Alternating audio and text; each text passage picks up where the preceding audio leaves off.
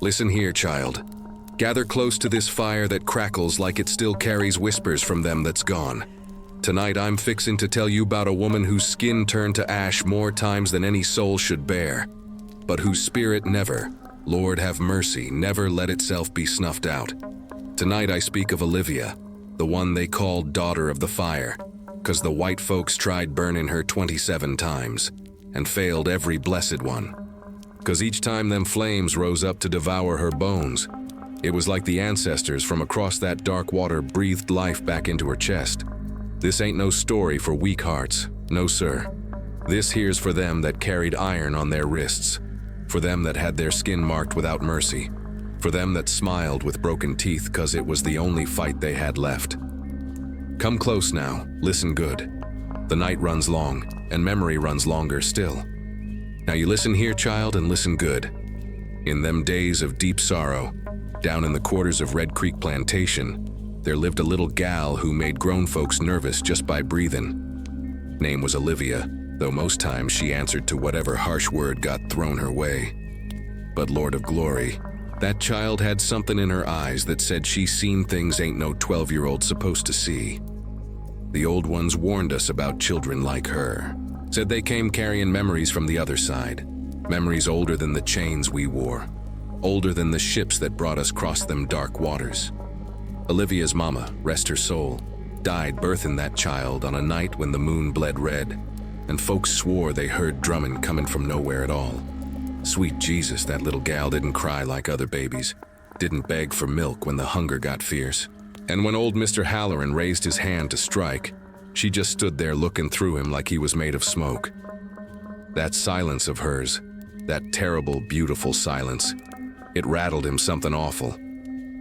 She ain't right in the head, the overseer used to mutter, wiping sweat from his forehead when she fixed them dark eyes on him. Ain't natural for a child to stare like that.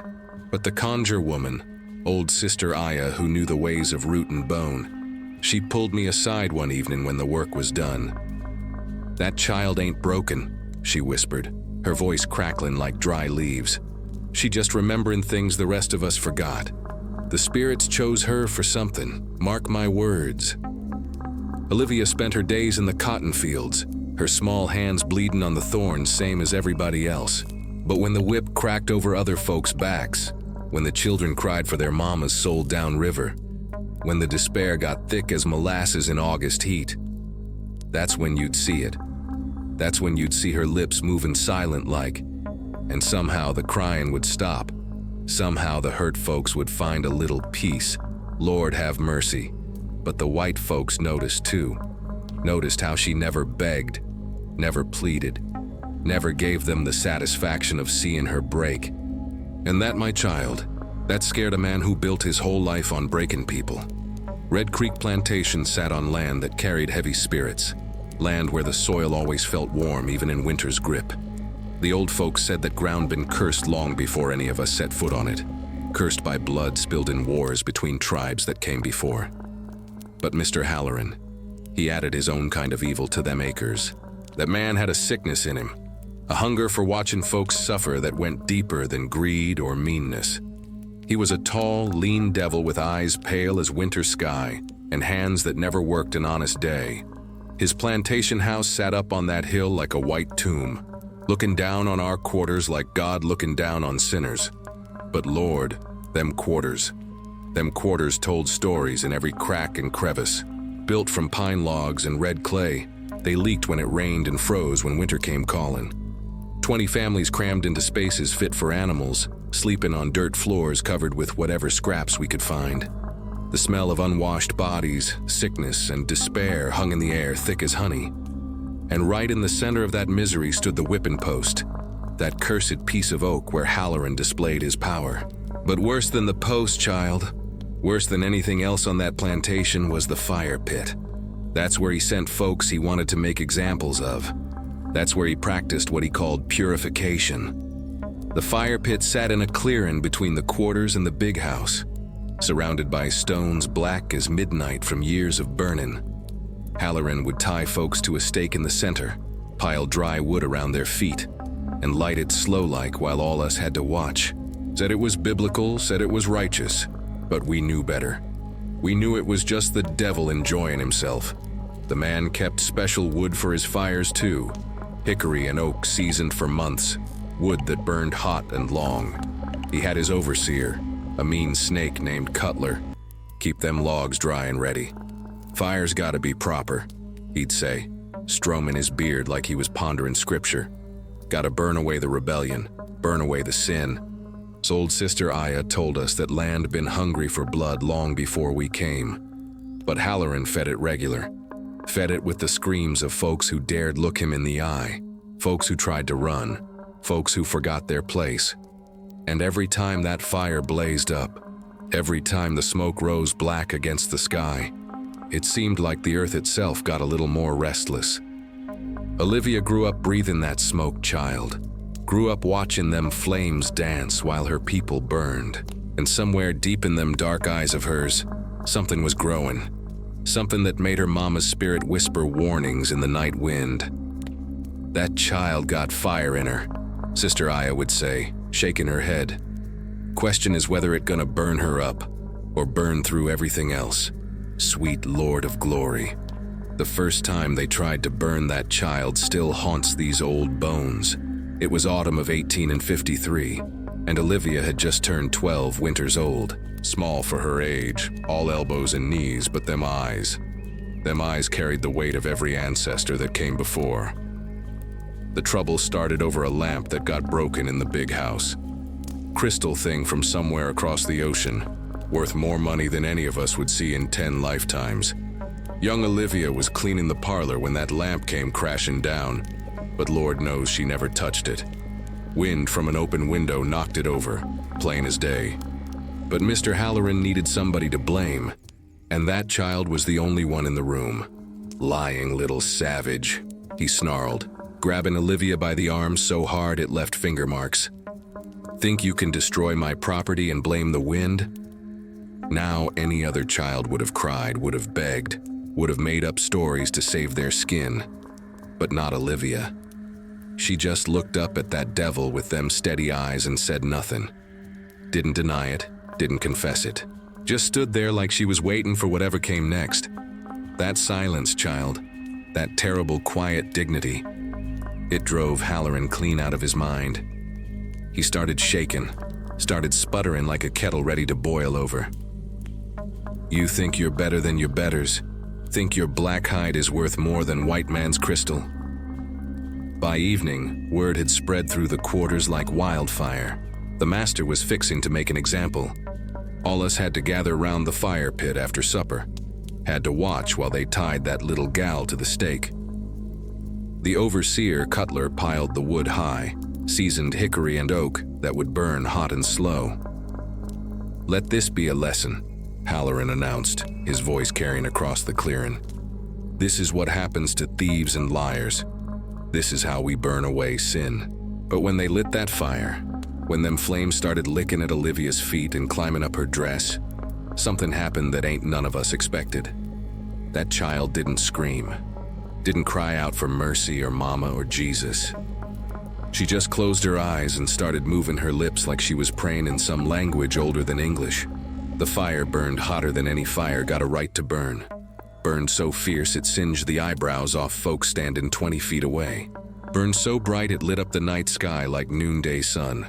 But when the smoke finally cleared, when the flames died down to embers, Lord have mercy, that child was still breathing.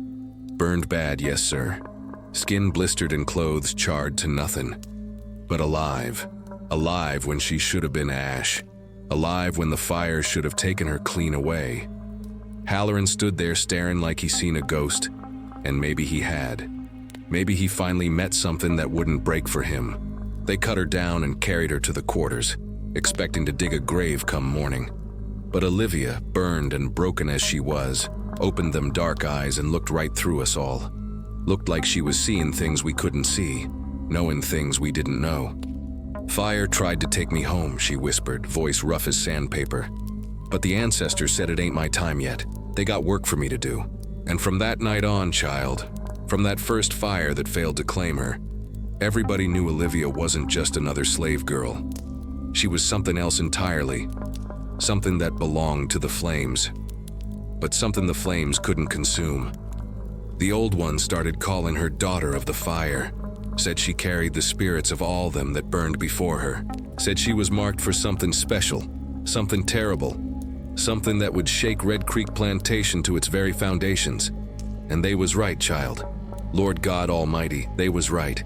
The ancestors remember what the earth would forget, and they keep their promises in the blood of the soil, in the scars of captivity. Now listen here, child, 'cause what happened next still makes folks shake their heads in wonder. That first night after the fire, all us expected to find Olivia's body cold as January clay come morning. Sister Aya sat by her side in the quarters, fanning her with palmetto leaves and humming them old songs our mamas taught us. The burns covered half that child's body, skin peeling like bark off a birch tree. But Lord of Glory, when the rooster crowed and dawn broke over Red Creek, something miraculous stirred in that makeshift sickbed. Olivia's eyes fluttered open, clear as spring water, and she sat up like she'd been resting from a long day's work instead of cheating death itself. "Sweet Jesus," whispered old Moses, the eldest among us. "Ain't never seen nothing like this in 70 years of suffering." The burns was still there, yes sir. Angry red welts that should have kept her laid up for weeks. But that child stood on her own 2 feet, walked to the wash basin and cleaned herself like nothing extraordinary happened. Her movements was different though, slower, more deliberate, like she was carrying invisible weight on her shoulders. Sister Aya pulled me aside when the others wasn't looking. "She come back with company," the old conjure woman whispered, her voice trembling like autumn leaves. "Look at her eyes, child, look real close. She ain't alone in that body no more." And she was right. When Olivia looked at you now, it felt like whole generations was staring back. Like every ancestor who ever walked this cursed earth was peering through them dark windows of hers. Made grown men step back, made children hide behind their mama's skirts. But what truly shook Mister Halloran to his core wasn't just that she survived. It was how she survived. When he came down to the quarters that morning expecting to see a corpse ready for burial, and found Olivia standing there calm as Sunday service, his face went white as cotton. "How?" he stammered, pointing at her like she was some kind of apparition. "How are you still breathing?" Olivia just looked at him with them ancient eyes and said, quiet as a prayer, "Fire knows its own, massa, and I belongs to older flames than yours." That answer, child, that simple truth spoken without fear or hatred, it planted something dark in Halloran's mind. Planted doubt and terror that would grow like poison ivy, choking out his reason bit by bit. From that day forward, he couldn't rest easy knowing Olivia walked his plantation. Couldn't sleep knowing she carried something in her that his fire couldn't touch. The other slaves started looking at her different too. Some with awe, some with fear, all with respect. They'd nod when she passed, step aside like she was royalty. The children followed her around when they could, drawn to something they couldn't name but felt in their bones. And Olivia, burning child that she was, started carrying herself different, walked like she knew secrets the rest of us was still learning, started humming songs in languages none of us recognized, songs that made the air shimmer with power, started reaching out to touch folks who was hurting, and somehow their pain would ease just a little. But most important of all, she started watching Mister Halloran with eyes that promised something. Watching him like a hawk watches a rabbit, patient and certain, like she knew his future and was just waiting for the right time to collect what was owed. Come winter of that same year, when the wind carried frost and promises of harder times, Mister Halloran decided one miracle was enough. He couldn't abide having a slave on his plantation who made him question his own power. Couldn't stand the way the other workers looked at Olivia like she was touched by something divine. The excuse came during a punishment meant for all the quarters. Little Samuel, barely 10 years old, had been caught sneaking food from the smokehouse to feed his ailing grandmama. Sweet child was just trying to keep the old woman from starving, but Halloran saw it as theft pure and simple. "Gather round," the overseer Cutler hollered, his voice echoing across the quarters like thunder before a storm. "Master's got something to teach y'all about taking what ain't yours." They dragged little Samuel to the whipping post first. tied his small wrists to the rough oak while he sobbed for his mama. Halloran stood there with his finest leather whip, the one he saved for special occasions, smiling like a snake that just caught a mouse. But before that first lash could fall, Olivia stepped forward, stepped right out of the crowd like she was walking through tall grass. "Calm as you please. Take me instead," she said, her voice carrying clear across the clearing. "Child don't know no better. I'll bear his punishment. Now ain't none of us ever seen such a thing. Slaves didn't volunteer for pain, didn't trade places with others unless they was kin. But there stood Olivia, all of 13 years old, offering her back for a boy who wasn't even blood relation." Halloran's eyes lit up like Christmas morning. Here was his chance to break the girl who wouldn't break, to show everyone that his fire was stronger than whatever spirits protected her. "Cut the boy loose," he ordered, never taking his gaze off Olivia. "We got ourselves a volunteer for something special." They tied her to the stake again, that cursed piece of ground where she'd almost died months before. But this time, child, this time they piled the wood higher. This time they soaked it with coal oil to make it burn hotter and faster. This time Halloran was determined to reduce her to ash and memory. As the flames climbed toward heaven, as the heat grew fierce enough to melt iron, Olivia closed her eyes and began to speak. Not in English, not in any language we recognized, but in sounds that seemed to come from the earth itself. Words that made the wind stop blowing, that made the night birds fall silent, that made the very air hold its breath. And Lord have mercy, that's when we heard them. Voices, child. Voices rising from the fire like smoke, but clear as church bells on Sunday morning. Voices speaking in that same strange tongue, answering Olivia's call from somewhere beyond the veil. Old Moses swore later he heard his own mama among them voices. Sister Aya claimed she recognized her grandmother's laugh. The fire burned for what seemed like hours, burned so hot it cracked the stones around the pit, burned so bright it turned midnight into day. But when it finally died down, when the last ember faded to gray ash, there sat Olivia in the center of it all. Burned again, yes. Hurt again, surely. But alive. Alive and looking at Mister Halloran like she pitied him. "Your fire ain't hot enough," she whispered, her voice rough but unbroken. "The ancestors keep me safe till my work is done." That night, as Sister Aya tended to Olivia's new burns, the old conjure woman shook her head in amazement. "Child, you got more than spirits protecting you now. You got them old gods themselves watching over your steps." And from somewhere in the darkness beyond the quarters, we heard something that chilled our bones. Heard it clear as day, though it made no earthly sense. We heard Mister Halloran alone in his big house crying like a lost child. Crying because he'd finally met something he couldn't break, couldn't own, couldn't understand. The fire had failed him twice now, and deep in his twisted heart, he knew it wouldn't be the last time. Time moves different when you carry in scars, child. Moves like honey in winter, thick and slow and heavy with memory. For Olivia, each day after that second burning brought new changes, new signs that she was becoming something more than human, something less than ordinary. The seasons turned, and with them came more fires. Lord God Almighty, how that devil Halloran loved his flames. Third time was for talking back to the overseer. Fifth time was for looking him straight in the eye without lowering her gaze.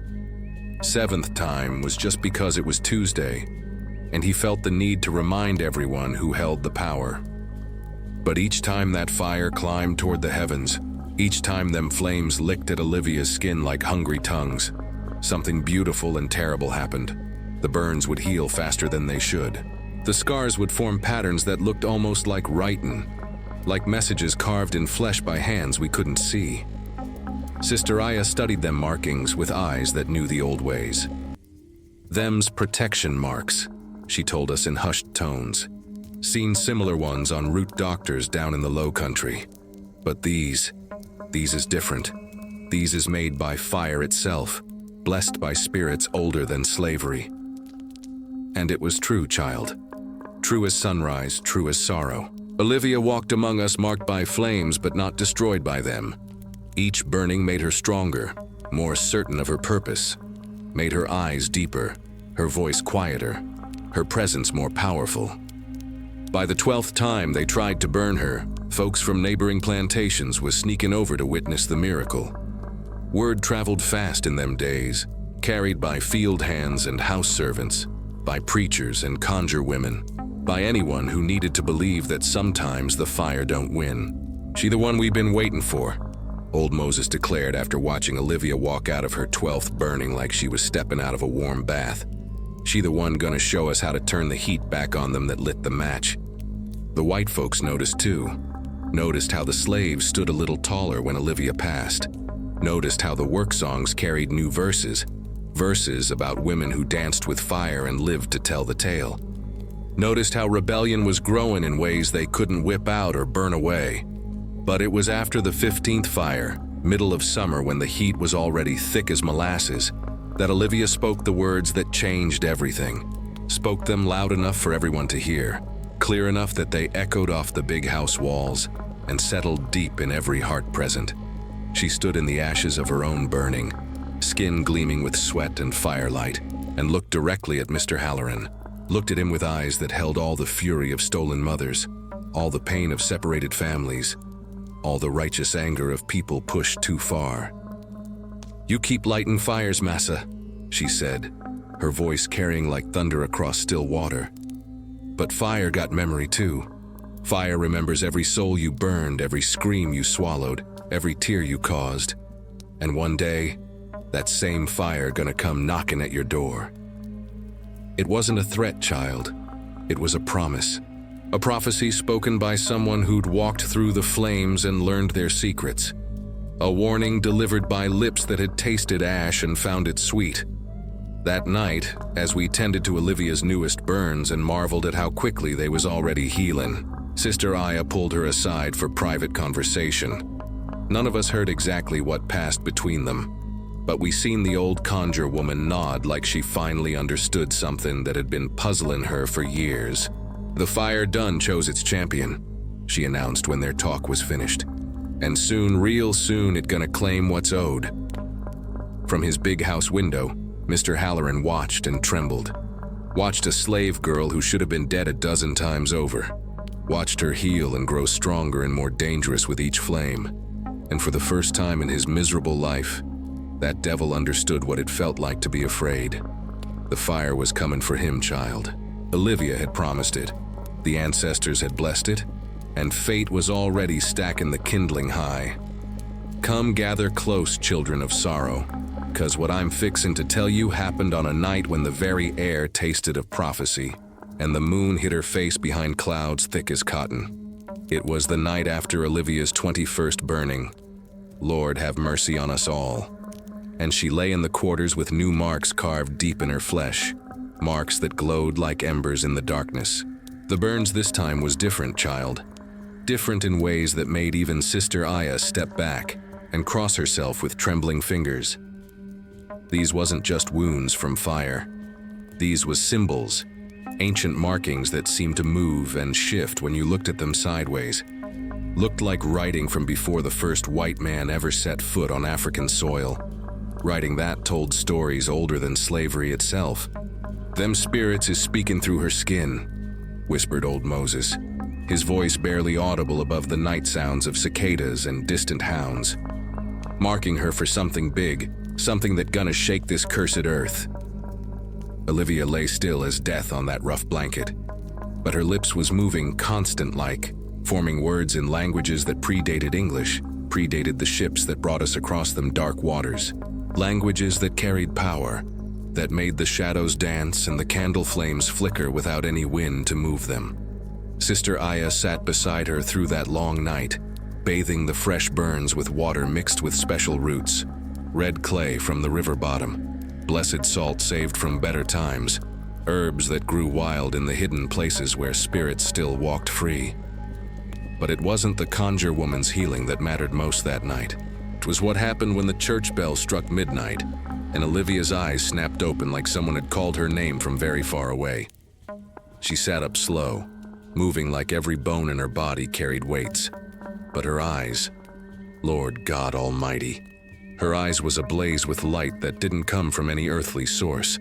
Light that seemed to reach right through your chest and touch places you didn't know existed. Light that spoke of justice delayed but not denied, of debts that would be collected in full. "The ancestors done spoke," she said, her voice carrying harmonics that made the air itself vibrate. "They showed me what's coming, showed me the path I got to walk, the fire that tried to consume me. It gonna consume him too. But first I got to make a promise, got to seal it proper in blood and flame and the old words that bind the living to the dead." She stood then, naked as the day she was born but clothed in dignity that made queens look common. The burns covering her body pulsed like heartbeats, each mark telling part of a story that reached back through generations of suffering, back through the Middle Passage, back to motherlands we could only dream of now. "Bring me ashes from every fire he lit," she commanded, and though she spoke soft, her voice carried to every corner of the quarters. "Bring me earth from every grave he filled. Bring me water from every tear our people shed. Tonight I make a binding that even death can't break." We scrambled to obey, child, scrambled like our very souls depended on it. And maybe they did. Moses gathered ashes from the fire pit where so many of our people had suffered. Young Samuel, the boy she'd saved from the whipping post, brought clay from the burial ground where too many small graves lay unmarked. The women collected tears, real tears, fresh ones, from mothers who'd lost children, wives who'd lost husbands, children who'd lost parents to the slave trade's hungry maw. When all was gathered, when the circle was complete, Olivia knelt in the center of our quarters and began to work. Work like we'd never seen before, mixing them elements with her own blood drawn fresh from wounds that wouldn't heal. Blood that hissed when it touched the ashes, that made the earth bubble and smoke, that turned simple water into something that gleamed like liquid starlight. "I call on every ancestor that came before," she chanted, her voice growing stronger with each word. "I call on every spirit that suffered in silence. I call on every soul that died with freedom on their lips. Bear witness to this promise I make tonight." The very air around her started to shimmer, started to fill with shapes we could see from the corners of our eyes. Shapes of people long dead but not forgotten. Shapes of warriors and griots and wise women. Shapes of kings and queens from lands where we'd once been free. They gathered around Olivia like she was their long-lost daughter, like they'd been waiting centuries for this very moment. "Mister Halloran," she spoke his name like a curse, like a summoning, like a judgment day bell tolling in the distance. "The fire you lit to break my spirit, that same fire gonna claim your flesh. The flames you used to terrorize my people, they gonna burn your house to ash and memory.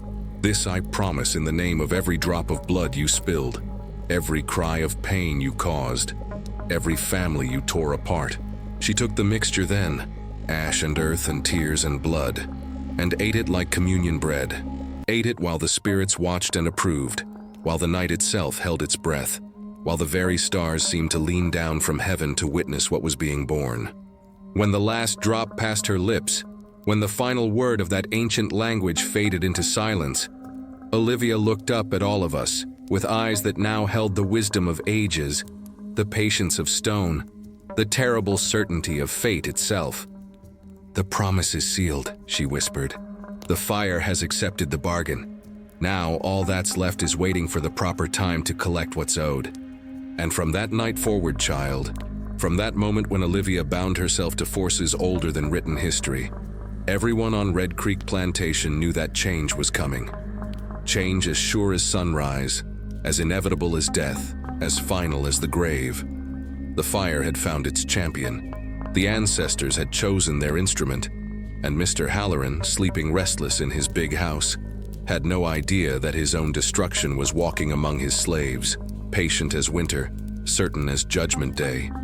Now listen here, child, and listen good, 'cause what grew up around Olivia after that night of promises wasn't no ordinary rebellion, wasn't no angry uprising with torches and pitchforks, wasn't no desperate flight to freedom that would end in bloody failure.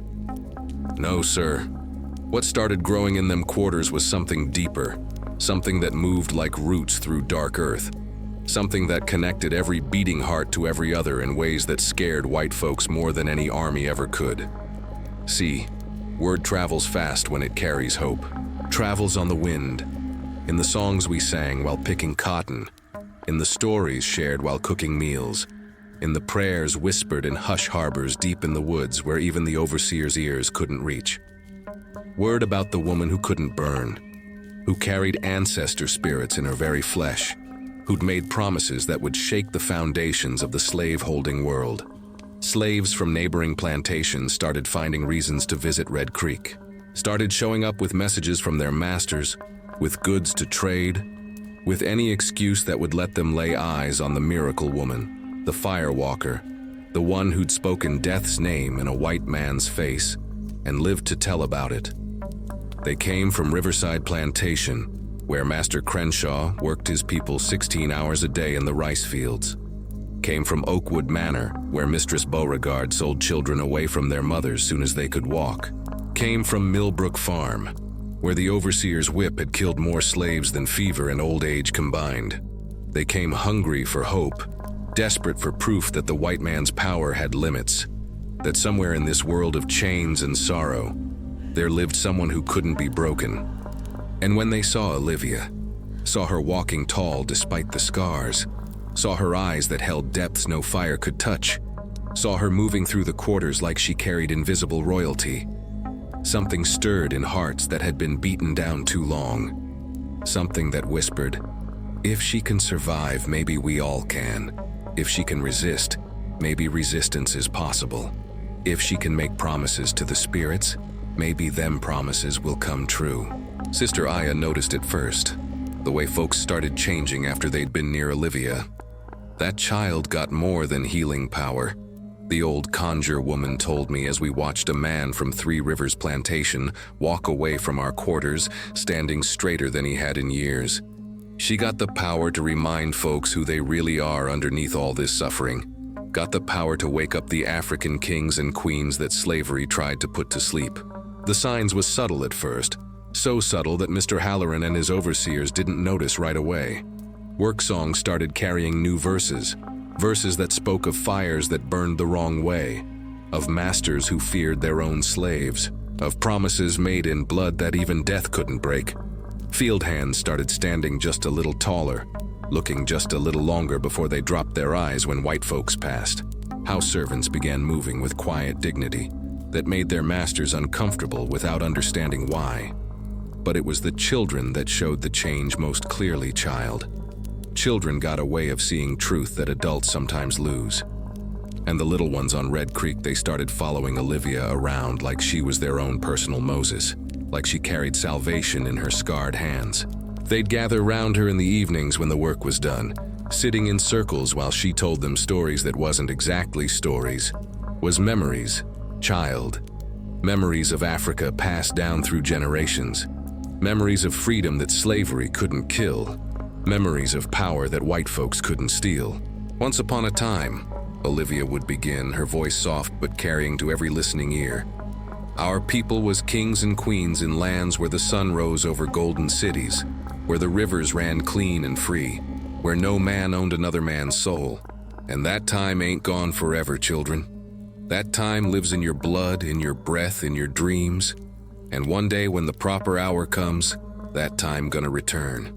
She taught them games that wasn't just games, was rituals, ways of calling on ancestral protection, ways of binding community together so tight that no whip could break it, no sail could destroy it, no master's word could undo it. Taught them songs in languages they'd never heard but somehow understood, songs that made their mothers weep with recognition, songs that made their fathers nod like they remembered something important they'd forgotten. Old Moses started saying that the quarters felt different after dark, like the very air was pregnant with possibility. Something stirring, he'd whisper to anyone who'd listen. Something big and powerful and long overdue. That child Dunn opened doors that was locked since the first slave ship crossed the ocean. Dunn called up spirits that'd been waiting centuries for the right person to speak their names.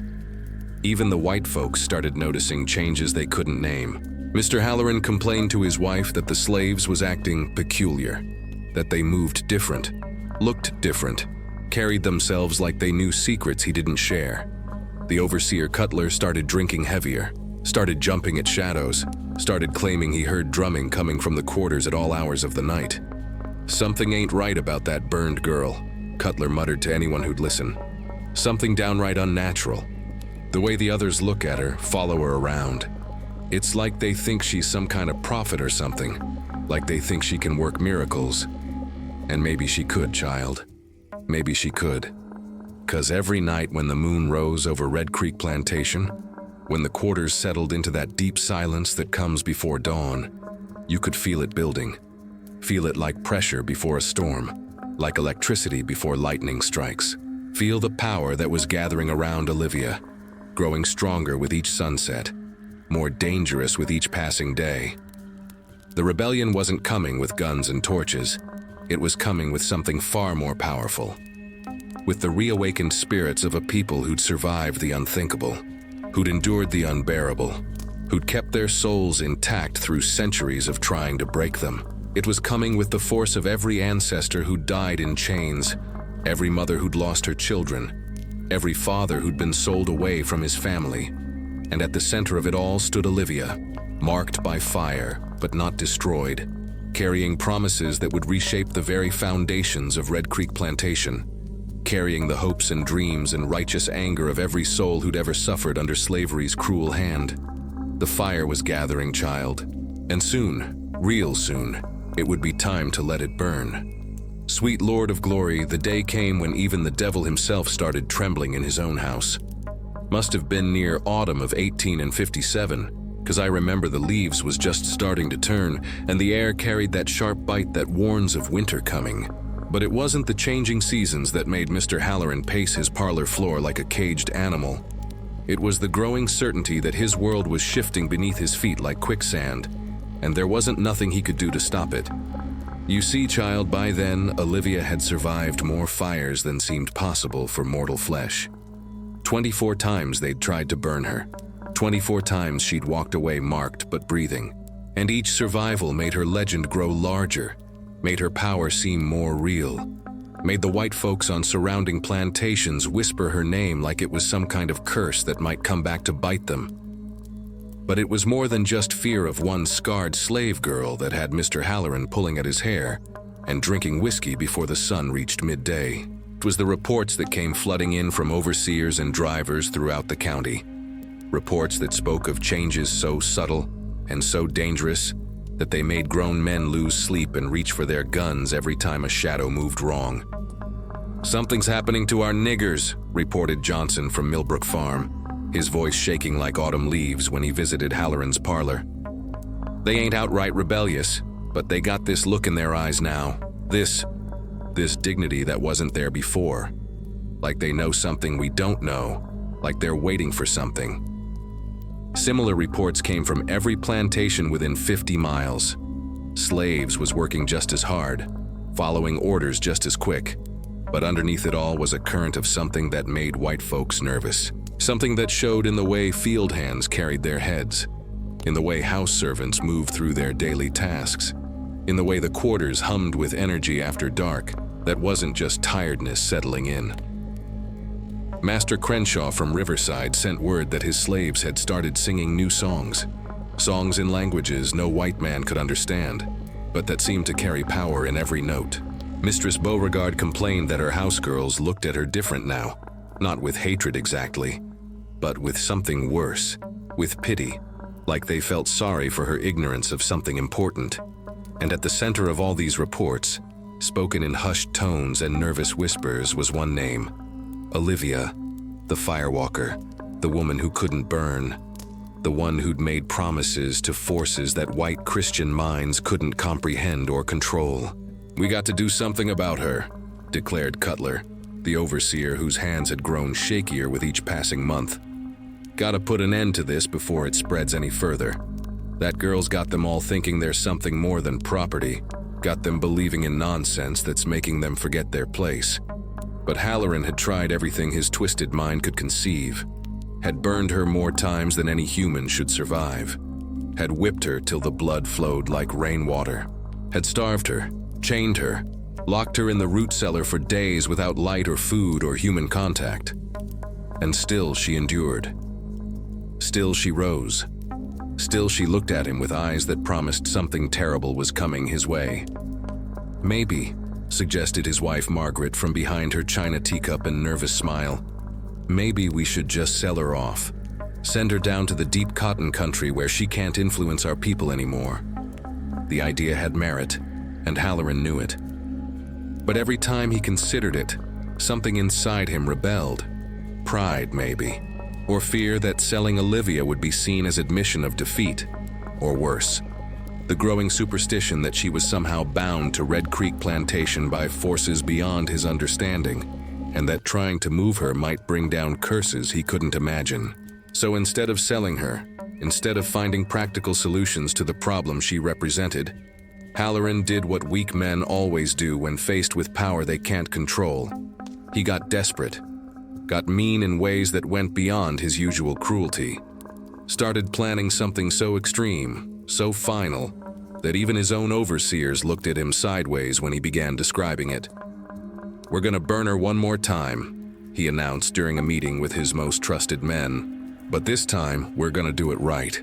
Gonna use enough wood to burn down a barn. Gonna tie her so tight she can't move a muscle. Gonna make sure the whole county sees that Mr. Halloran's still master of his own plantation." But even as he spoke the words, even as he planned what he was sure would be Olivia's final fire, Halloran felt something cold crawling up his spine. Felt like someone was walking over his grave, like the very air was warning him that he was making a mistake that would cost more than he could afford to pay. Down in the quarters, Olivia felt it too. Felt the killing rage building in the big house like storm clouds gathering on the horizon. But she wasn't afraid, child. Wasn't even surprised. She'd been waiting for this moment, preparing for it through every burning, every healing, every night spent communing with spirits that white folks didn't even believe existed. "He's fixing to try one more time," she told Sister Aya, as they sat by the fire pit where she'd suffered so many times before. "Fixing to put everything he's got into burning me away for good and all." The old conjure woman nodded, her eyes sad but not shocked. "You ready for what's coming, child? Ready for what the ancestors been preparing you for all these years?" Olivia looked up at the stars, at the moon that had witnessed every one of her burnings, at the night sky that connected her to every African spirit that had ever looked up from chains and dreamed of freedom. "I've been ready since the first fire, Sister Aya. Been ready since I heard them voices calling my name from the other side. Been ready since I made that promise in blood and ash and tears." She stood then, moving to the exact center of the fire pit where she'd been burned so many times before, where she'd learned to dance with flames instead of fighting them, where she'd discovered that some things are too powerful to destroy, too important to break, too necessary to kill. "Tomorrow he gonna light his biggest fire yet," she said, her voice carrying across the quarters like a bell tolling. "And tomorrow, finally, it gonna be time to keep the promise I made to every ancestor that ever suffered in chains." The fire was coming, child. The final fire. The one that would change everything. And this time, Mr. Halloran wasn't going to be the one walking away from the flames. Lord have mercy. But that 27th fire near broke something in Olivia that all the others couldn't touch. Not her spirit, no sir. That flame burned brighter than ever. But something in her body, some last thread connecting her to this earthly realm, stretched thin as spider silk and twice as fragile. It happened on a day when the autumn heat pressed down like the hand of judgment, when the air itself seemed to thicken with the weight of coming violence. Mr. Halloran had planned it special-like, invited folks from 3 counties to witness what he called the final lesson, set up chairs for the white folks, ordered his house servants to prepare lemonade and sweet cakes, like watching a human being burn was some kind of carnival entertainment. "Today," he announced, his voice carrying across the gathered crowd of plantation owners and their families. "Today we put an end to the myth that any slave is beyond proper discipline. Today we show what happens to those who forget their place." They'd built the pyre higher than any before. Logs stacked 10 feet tall, soaked with coal oil till the wood wept black tears. Iron stakes driven deep into the earth, chains thick enough to hold a bull, ropes that could have moored a ship to shore. Halloran was taking no chances this time. preparing for a fire that would burn hot enough to melt brass, long enough to reduce bone to powder. When they dragged Olivia from the quarters, when they bound her to that stake with enough iron to break a lesser spirit, she looked out at all them white faces and smiled. Smiled like she knew a secret that would change everything, like she was privy to knowledge that made their hatred look small and temporary. "Any last words, girl?"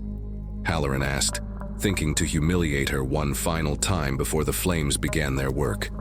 Olivia raised her head, looked past him to where the sun was setting behind the big house, painting the sky the color of blood and promise. "I got words," she said, her voice carrying clear and strong despite the chains. "But they ain't for you, massa. They for the ones that's coming after." She closed her eyes then and began to speak in that ancient tongue, words that made the very air shimmer with power. Words that silenced the crowd, that made children hide behind their mothers' skirts, that made grown men step back without knowing why. Words that called on every ancestor who'd ever walked in chains, every spirit who died with freedom on their lips, every soul who'd crossed the dark water and never forgot the taste of African earth. The fire, when it came, burned like nothing any of us had ever seen. Burned blue-white at the base, red-gold in the middle, and purple-black at the tips where it touched the sky. Burned so hot it cracked the ground beneath the pyre, so bright it made the sunset look pale, so fierce it sent sparks dancing like fireflies in the twilight. And through it all, through flames that should have consumed her in seconds, Olivia kept speaking, kept calling on powers older than slavery, older than the ships that brought us here, older than the chains that bound our bodies. Her voice rose above the roar of the fire like a song, like a prayer, like a promise finally coming due. When the flames finally died, when the last ember faded to gray ash, the silence that fell over Red Creek Plantation was deeper than any grave. White folks stared at the smoking remains, expecting to see nothing but charred bone and memory. Slaves held their breath, praying to see their fire-walking woman one more time. But what they found in that circle of ash was something none of them expected. Found Olivia alive, yes, but barely. Found her breathing, but just. Found her eyes still bright with purpose, but her body finally pushed past the limits of even supernatural endurance. She's still alive," whispered someone from the crowd, voice filled with terror and awe. Olivia turned her head toward the big house, toward Mister Halloran, who stood frozen with shock and fear. "The ancestors," she whispered, her voice barely audible but somehow reaching every ear present. "The ancestors say, it's time." And with those words, with that final prophecy delivered from the center of her own funeral pyre, Olivia closed her eyes and let herself drift toward whatever waited beyond the veil. But not to die, child. Never to die. Just to rest. Just to gather strength for what was coming next. Now listen close, for what I'm about to tell you happened in the deep hours of that same night, when the moon hid her face and the very darkness seemed to hold its breath. While Olivia lay in the quarters, breathing shallow as a bird with a broken wing, while the white folks huddled in their big houses trying to make sense of what they'd witnessed, something began stirring in the shadows of Red Creek Plantation. Started with the children, strange as that sounds. Little ones who should have been sleeping deep after such a terrible day, but who instead sat up in their rough beds with eyes wide and bright, like they was listening to music only they could hear. Started humming, they did. Humming songs none of us had taught them, songs that seemed to come from somewhere older than memory. "Mama," whispered young Samuel to his mother Sarah, "you hear them voices? Sound like singing coming from everywhere at once." And Lord have mercy, we did hear it. Heard it rising from the earth itself, from the trees that surrounded the quarters, from the very air that moved between the buildings. Voices, child. Hundreds of voices, maybe thousands, all joined together in harmony that made the night itself vibrate with power. Sister Aya sat beside Olivia's still form, bathing her burns with water that sparkled like it was mixed with starlight. "They coming?" the old conjure woman whispered, her voice filled with awe and something that might have been fear. "All of them that went before, coming to witness what's about to be born. The singing grew stronger as midnight approached, grew until it seemed like every ancestor who'd ever suffered in chains was adding their voice to the chorus. Grew until the quarters themselves seemed to pulse with rhythm older than drums, deeper than heartbeats, more powerful than any earthly music. And then, just as the church bell in the distance tolled 12 times, the singing stopped. Stopped so sudden it left our ears ringing with silence that felt heavier than sound. Stopped and left us sitting in darkness so complete it was like being inside a closed coffin. That's when Olivia opened her eyes. Opened them slow, like someone waking from a dream that lasted centuries. But these wasn't the eyes we knew, child. These was eyes that held starlight and shadow, eyes that reflected depths no human gaze was meant to contain. Eyes that had seen beyond the veil and come back carrying knowledge that would change everything. She sat up without wincing, though her body was covered in burns that should have kept her bedridden for weeks. Stood without stumbling, though she'd been near death just hours before. Moved like she was dancing to music we couldn't hear, like every step was guided by hands we couldn't see. "The time has come," she said, and her voice carried harmonics that made the very air sing in response. "The ancestors have gathered. The fire has chosen. The promise is ready to be kept." She walked to the center of the quarters, to the spot where we held our secret meetings, where we shared our deepest hopes and fears, knelt down and pressed her palms flat against the earth. And Lord God Almighty, the ground beneath her hands began to glow, began to pulse with light that seemed to come from the planet's very heart. "Mister Halloran," she spoke his name like a summoning, like a judgment, like a bell tolling for the dead. "Your time of reckoning has arrived. The fire you used to torture my people, the flames you lit to break our spirits, they about to teach you what real burning feels like." Around us the shadows began to move, began to take shapes that our eyes recognized even if our minds couldn't accept what we was seeing. Shapes of people long dead but not forgotten. Shapes of every soul who'd ever suffered under Red Creek's cruel hand. They gathered around Olivia like she was their long-awaited queen, like they'd been waiting decades for someone to call them home. "You all stay here," Olivia commanded, though her voice was gentle as a mother's lullaby. "What comes next ain't for the living to witness. What comes next is between me and him and all the ghosts he made." She walked toward the big house then, walked like she was floating just above the ground. Behind her, invisible but undeniably present, walked an army of spirits seeking justice, seeking revenge, seeking the balance that had been denied them in life, but would not be denied in death. In the big house, Mister Halloran woke from uneasy sleep with sweat pouring down his face and terror clawing at his heart.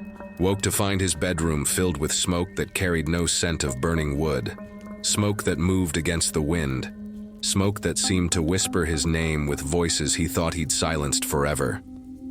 "Who's there?" he called out, his voice shaking like a child's. "What do you want from me?" But deep in his black heart he already knew the answer, knew that his years of cruelty had finally come due, that the fire he'd used as a weapon was about to turn on him, knew that the woman he couldn't burn was coming for him at last. And this time there would be no escape, no mercy, no salvation. The fire was coming for Mister Halloran, and it wore the face of every soul he'd ever wronged. Sweet Jesus. What happened in that big house parlor still makes old folks tremble when they tell it. What happened when Olivia walked through them heavy oak doors like they was made of morning mist? When she stood face to face with the devil who'd tormented her people for so many years? When the moment of reckoning finally arrived on feet that made no sound, but carried the weight of centuries? Mister Halloran sat in his leather chair, the one imported from England at great expense, clutching a pistol in hands that shook like autumn leaves. The smoke filled his parlor thick as cotton, smoke that moved with purpose, that formed shapes in the air, shapes of faces he recognized, faces of slaves he'd burned, beaten, sold away, worked to death in his fields. "Stay back," he screamed, waving that gun like it could somehow protect him from judgment that had been building for decades. "I'll shoot. I swear I'll put a bullet through your black hide." But Olivia just smiled with the patience of someone who'd already died and been reborn 27 times, someone who'd learned that earthly weapons couldn't touch what she'd become. The burns on her skin glowed like embers in the smoky darkness, each scar telling the story of his cruelty, each mark bearing witness to suffering that demanded answer. "Bullets ain't gonna help you now, massa," she said, her voice carrying echoes of every soul who'd ever suffered under his hand. "Ain't nothing in this world gonna help you now. You spent so many years playing with fire. Time you learned what it feels like to get burned." She raised her hands, and the air around her began to shimmer with heat that had nothing to do with any earthly flame. Heat that rose from the very core of injustice, from the molten heart of every wrong that had never been made right. The wallpaper began to curl and blacken. The crystal decanters on his sideboard started to crack from thermal shock. The very floorboards beneath her feet began to smoke. "Please," Halloran whimpered, all his arrogance fled, all his cruelty reduced to cowards begging. "Please, I'll free them all. I'll sell the plantation, I'll leave the county. Just don't do whatever you're fixing to do." "Too late for please, massa," Olivia replied, stepping closer with each word. "Too late for mercy. Too late for anything but what you earned with every lash of the whip, every cry you swallowed, every family you tore apart. The ancestors done decided your fate, and they ain't interested in bargaining." The fire, when it came, didn't start with spark or flame. Started with Olivia's eyes, started with light that poured from her gaze like molten gold. Light that reached across the space between them and touched Mister Halloran's chest, touched the place where his heart should have been if he'd ever had one worth mentioning. He screamed then, screamed like every slave he'd ever tortured, screamed like every mother who'd lost a child to his cruelty, screamed like every soul who'd died with his name as the last thing they cursed, screamed as fire bloomed inside his flesh, fire that burned from within, fire that couldn't be doused with water or smothered with blankets. "This is what you gave my people," Olivia said, her voice somehow gentle even as she delivered divine retribution. "This is what burning feels like when you can't escape, can't run, can't do nothing but endure until it's done. But here's the thing, child. The thing that made what happened next different from mere revenge. As Mister Halloran burned, as justice finally claimed its due, Olivia stepped forward, stepped right up to him as the flames consumed his flesh, stepped into the fire that was devouring her tormentor. "What are you doing?" he gasped, even through his agony unable to understand why she would choose to burn with him. "Keeping my promise," she replied, wrapping her arms around his burning form like she was embracing an old friend. "Keeping the promise I made to the ancestors. You gonna burn, yes sir, but you ain't gonna burn alone. We gonna burn together, you and me, and when we reach the other side, when we stand before whatever judgment waits beyond death, all them souls you wronged gonna be there waiting to testify. Together they fell, together they burned, together they passed from this world into whatever lay beyond. The fire consumed them both, consumed the parlor, consumed the big house, consumed everything that had stood as symbol of Red Creek Plantation's evil. But when the flames finally died, when dawn broke over the smoldering ruins, folks found something that defied explanation. Found footprints in the ash, footprints that led away from where the house had stood, footprints that seemed to glow with their own inner light.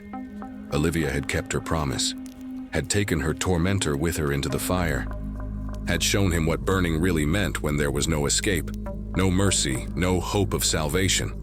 Justice had finally come to Red Creek Plantation, and it wore the face of a woman who'd refused to be broken, no matter how many times they tried to burn her down. Now gather close one last time, children of memory, 'cause what I'm fixin' to tell you about the morning after the fire still makes folks weep with joy and wonder. What happened when the sun rose over Red Creek Plantation and found nothing left of the big house but smoking ruins and ashes that glowed like they was blessed by angel hands. The slaves woke to silence, child. Silence so deep and complete, it felt like the world had been born again overnight. No bell calling them to the fields, no overseer's whip cracking in the distance, no master's voice shouting orders that had to be obeyed or answered for with blood. Just silence, sweet and clean as baptismal water, washing over them quarters like a promise finally kept. Old Moses was the first to venture toward where the big house used to stand. Walked slow and careful, like he was approaching holy ground, which maybe he was. Walked through smoke that smelled not of destruction but of purification. Smoke that seemed to carry whispers of freedom on every drifting wisp. "Lord, have mercy," he whispered when he reached the ruins. "Lord, have mercy and grant us understanding." Where Mister Halloran's parlor had stood, where that devil had sat in his leather chair counting money made from human suffering, there was nothing but a perfect circle of white ash. Perfect and unmarked, like someone had drawn it with a compass made of starlight. And in the center of that circle, clear as morning dew, was the impression of two figures embracing. Two forms locked together for eternity, one in judgment, one in sacrifice. But it was what surrounded that circle that truly took our breath away. Footprints, child. Dozens of footprints leading away from the ashes, footprints that glowed with soft light like they was made of ground-up diamonds. Footprints of every size, from children's small steps to old folks' shuffling marks, all heading in the same direction, toward the road that led north, toward the freedom that had always seemed impossible until this blessed morning. They walked away, Moses breathed, understanding flooding his old features. All of them that died here, all of them that suffered under his hand. They walked away, free, at last. Sister Aya came next, her conjure woman's eyes seeing things the rest of us could only sense. She knelt in that circle of ash, pressed her hands to the warm earth, and nodded like she was receiving communication from beyond the veil. "She did it," the old woman said, tears streaming down her weathered cheeks. "Our fire-walking daughter did exactly what she promised, took him with her to face judgment, then opened the door for all the spirits to go home, opened the door and set every trapped soul free." By full daylight, slaves from neighboring plantations had started arriving, drawn by smoke they could see for miles, by news that traveled faster than any horse could run. Came expecting to find tragedy and found instead the most beautiful sight any of them had ever witnessed. Red Creek Plantation without a master, without overseers, without anyone to say they couldn't walk away. "Is it true?" asked a woman from Riverside, her voice barely a whisper. "Is he really gone? Are we really free?" "Free as the wind," Moses answered, his voice carrying the certainty of witnessed miracle.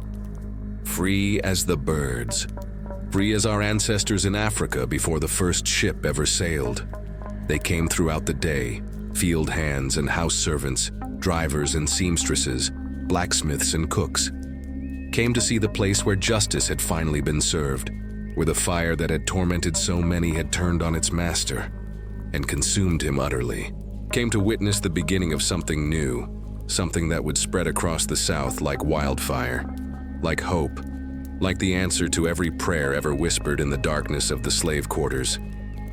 By evening, Red Creek Plantation stood empty of white authority, empty of whips and chains and the machinery of oppression, empty of everything except the sweet smell of freedom and the glowing footprints that led north toward a future none of them had dared imagine. The fire had done its work. Olivia had kept her promise, and a new day was dawning across the land of bondage. Come morning of the next day, when the ashes had cooled and the miracle had time to settle in our hearts, we found ourselves facing questions that freedom-hungry souls had dreamed about, but never expected to answer. What do you do when the chains fall away? Where do you go when the whip hand is stilled forever? How do you walk when you've spent your whole life crawling? Some folks, child, they took to that north road like they'd been planning the journey their whole lives. Packed what little they owned in bundles and sacks, kissed the ground that held their ancestors' bones, and started walking toward whatever lay beyond the horizon. They carried Olivia's story with them like a torch, telling everyone they met about the woman who couldn't burn, the fire that turned on its master, the plantation where justice finally came calling. "Tell them," old Moses instructed every group that left Red Creek, his voice carrying the weight of witnessed miracle. "Tell them what you seen here. Tell them that the fire of righteousness burns hotter than any white man's hatred. Tell them that our people got power they don't even know about, power that comes from suffering transformed into strength. Others stayed behind, at least for a while. Stayed to tend the graves of family members buried in Red Creek's hard red clay. Stayed to make sure the spirits of the place found proper rest. Stayed because sometimes freedom comes so sudden, you need time to remember how to breathe without permission. Sister Aya was among them that remained. The old conjure woman appointed herself keeper of Olivia's story, guardian of the memory that would grow into legend. Every evening she'd gather the children around the spot where the big house once stood, where that circle of white ash still glowed faint as moonlight, and tell them about their fire-walking sister. "Don't you ever forget," she'd say, her voice carrying prophecy and promise. "Don't you let nobody tell you this didn't happen. Don't you let them white folks rewrite this story to make themselves feel better. You remember that one of our own took down the devil himself, took him down with nothing but will and fire and the power of ancestors who refused to let injustice stand forever. Word spread, child. Spread like seeds on the wind, like sparks from a burning barn, like hope that had waited too long to be spoken. Spread to every plantation in the county, then the state, then across the whole South. Spread until every slave quarter echoed with whispers about the woman who survived 27 fires, who made promises to spirits older than slavery, who kept her word even if it meant walking into death itself. Some white folks tried to deny what happened, tried to claim it was all coincidence and superstition, said Halloran died in an accidental fire, said the slaves just took advantage of confusion to run away. But their denials rang hollow as broken bells, especially when travelers reported strange sightings along the roads leading north. Sightings of a woman with glowing scars walking beside runaway slaves, guiding them through dangerous territory where paddy rollers hunted freedom seekers. Sightings of fires that burned cold instead of hot, fires that provided light and warmth, but never consumed anything that didn't deserve burning. Sightings of footprints that appeared overnight in places where escaped slaves needed to know which path would lead them to safety. "She's still walking," folks would whisper in awed tones. "Still keeping watch over her people. Still making sure the fire burns for freedom instead of oppression." The Underground Railroad conductors started telling stories about a guardian spirit who appeared at crucial moments, who could make pursuit dogs lose their scent, who could confuse slave catchers until they found themselves hopelessly lost. They called her the Firewalker, the burn-proof woman, the Angel of Ashes. But those of us who knew her true story, we just called her Olivia, and we smiled when we felt her presence in the warmth of safe campfires, in the courage that came when hope seemed lost. Red Creek Plantation itself became something sacred, a place of pilgrimage for those who needed to touch the ground where impossible things had happened. The circle of white ash never faded, never scattered, never lost its gentle glow. Folks would come from hundreds of miles away just to stand in that spot, just to feel the power that lingered there like perfume on the wind. And always, always, they'd leave something behind.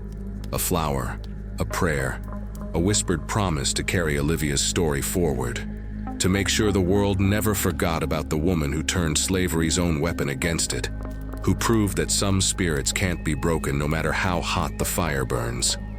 The fire had changed everything, and the change was spreading, unstoppable as sunrise, inevitable as justice delayed but never denied. Listen now, my children. Listen good and true, 'cause we've come to the end of this telling. Come to the place where story becomes legend and legend becomes something deeper than history. Come to the part where I tell you what Olivia's fire means for all of us who carry the scars of captivity, all of us who remember what it feels like to have our souls scorched but not destroyed. Years have passed since that blessed morning, when Red Creek Plantation found itself without a master. Years enough for grown folks to become elders and babies to become freedom fighters. Years enough for Olivia's story to spread across this whole continent like seeds on fertile ground, taking root in every heart that hungered for justice, blooming in every mind that refused to accept that suffering was just the natural order of things. The war came, child. Came with all the thunder and lightning that Sister Aya had prophesied. Came with blue coats and gray coats and cannons that shook the earth. Came with emancipation proclaimed from Washington and freedom won with blood and iron. But those of us who knew Olivia's story, we understood that the real war had been won years earlier, won by one woman who refused to stay burned, who turned the master's fire back on itself. She started it all, old Moses used to say before he crossed over to join the ancestors. Our fire-walking daughter lit the fuse that brought down the whole cursed system. Every slave who fought for the Union, every plantation that burned, every chain that broke. It all started with her walking into them flames and coming out the other side carrying justice in her hands. And even now, even in these days when slavery is officially ended but its shadows still haunt the land, Olivia's presence can be felt wherever our people gather to remember, to resist, to refuse to let history bury our truth beneath comfortable lies. She appears, they say, when the need is greatest, appears to children being terrorized by night riders, to families driven from their homes by hate, to anyone who faces fire and can't see how to survive the burning. Appears with scars that glow like starlight, and eyes that hold all the wisdom of all the ancestors. Appears to whisper the same words she spoke to us in the quarters of Red Creek. The fire can't consume what was meant to endure. The flames can't destroy what the spirits protect. I seen her myself just last week. Seen her standing at the crossroads where the old plantation road meets the path to town, standing there patient as stone, while a young mother clutched her baby and wondered how she was going to feed him with no work and no help coming from anywhere. Seen Olivia reach out and touch that woman's face. Seen her whisper something that made the fear drain away and hope bloom in its place. The woman couldn't see her, couldn't feel the touch that blessed her, but the baby could. That little one looked right at our fire-walking sister and smiled like he was greeting family, gurgled like he was hearing lullabies in languages older than English. And I knew then, knew with the certainty of lived truth, that Olivia's story ain't finished. Ain't gonna be finished as long as there's injustice to fight, spirits to heal, fires that need turning back on those who lit them. Her legend lives in every act of resistance, every moment when someone chooses to stand when they're told to kneel, every time someone looks fire in the face and refuses to be consumed. So when the world tries to tell you that our stories don't matter, that our suffering was just the price of progress, that our strength was really weakness in disguise, you remember Olivia. Remember the woman who survived 27 fires and used the 28th to burn down the system that created them. Remember that some things can't be destroyed, some spirits can't be broken, some fires burn too bright to ever be extinguished. Remember that we are the children of those who walked through flames and lived to tell about it. We are the descendants of firewalkers and chain breakers and impossibility makers. We carry their scars, their stories, their unquenchable light. The fire that tried to destroy us made us stronger. The flames that were meant to break us forged us into something unbreakable. And somewhere in the smoke that rises from every campfire, every hearth, every candle lit in memory of the fallen, Olivia's voice still echoes. The ancestors keep their promises. Justice comes for those who wait. And the fire, when it finally turns, burns everything that stands against freedom. Who suffered, who resisted, left memory, and memory we keep here, in the scars of captivity.